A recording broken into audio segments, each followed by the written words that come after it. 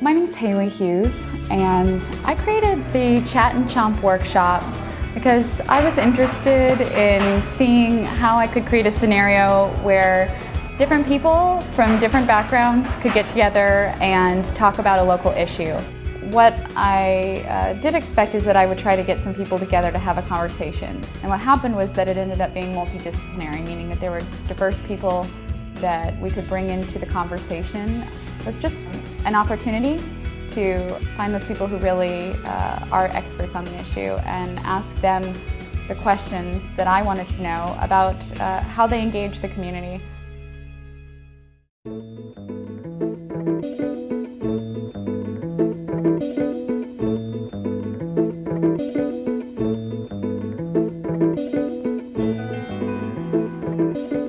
Chat and Chomp was a social event staged to bring a diverse group of people together to talk about community-level issues. 3 activities were designed as moments where people could work as a group or in pairs to problem-solve issues surrounding health and local food systems.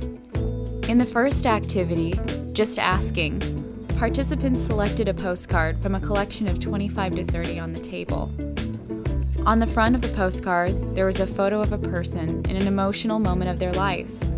On the back of the postcard was a quote and a home address of the person. Quotes were crafted to frame a local food or health issue someone could actually be facing in their everyday lives.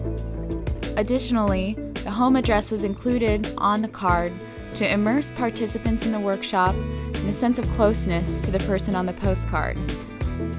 The intention was that they could be actually helping someone that lived right around the block with their problems. After making their selection, participants read the postcards aloud to the group. Participants were then asked to fill out an issue matrix, which was called the Who, What, Where, and How list in the workshop.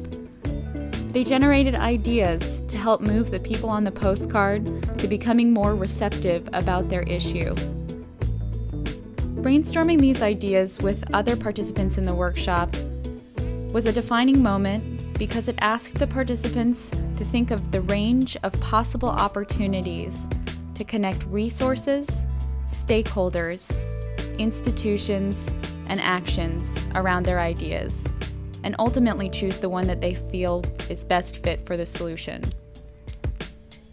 The second activity, called Staying Connected, takes precedence from Liz Sanders' Make Tools method and references the term Joseph Beuys crafted to say that everyone can create. Participants were asked to visualize their ideas by collaging a pre-picked set of images and materials onto foldable paper templates. They were told in the act of making to consider other people at their table as their neighbors. This was to give them a sense of community and to promote a sharing environment where people could exchange materials and ideas simultaneously. The hope and outcome was that the participants would hybridize their ideas and coalesce around collective solutions that were transferable to the issues of many people on the postcards. After the template was made, participants folded their collages into 3-dimensional cubes that fit into the palms of their hands. They took their visualizations to a large map rolled out on the floor like a red carpet. The map ran along the entire stretch of Person Street, where the workshop was hosted.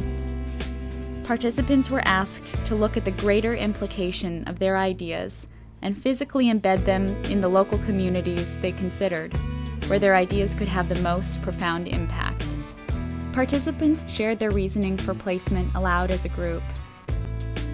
One key observation from this activity is that the mapping created a space for participants to identify places that could be strategic in the community to help solve real-world, day-to-day problems of individuals. Perfect. All right, and yeah, just talk to this guy. All right, awesome. So, am I ready now? Okay. I looked at a card with Frank Otis, and he watching his daughter try to diet and struggling, and she seems to actually make backwards progress as she keeps trying these diets, and he doesn't know what to say, and he's watching secretly. And the problem that I felt was identified was that he needed to have a bit of confidence that the situation can develop to better places from discussion. He needs to open up discussion before he has a solution for his daughter.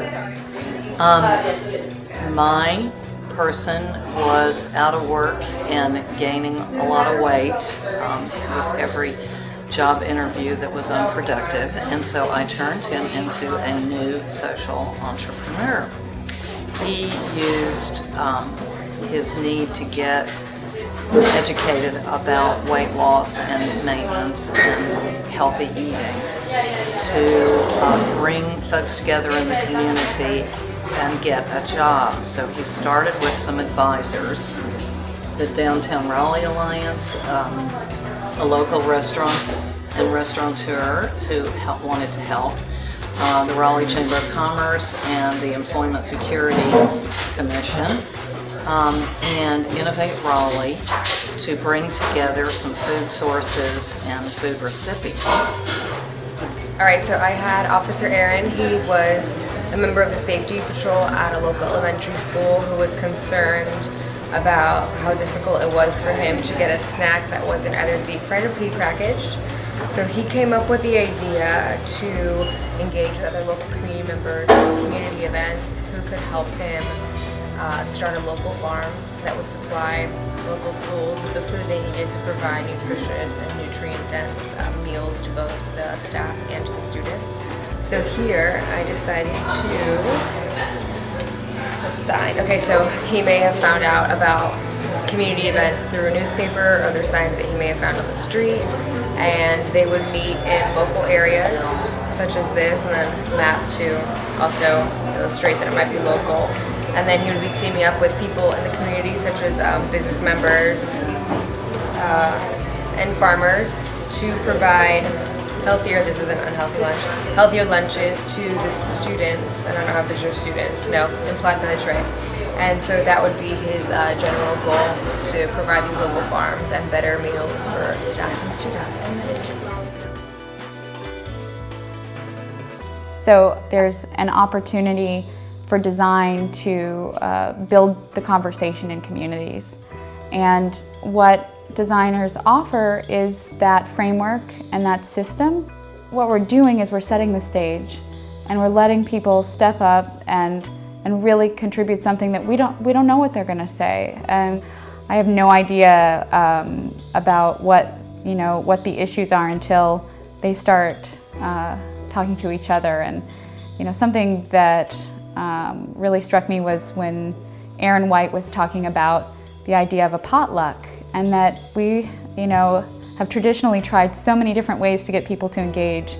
And we oftentimes use surveys and we use, forums and blog posts, but sometimes just getting people to sit down at a table over a slice of pie can really bring this conversation to the table and allow people to open up in ways that you would never expect.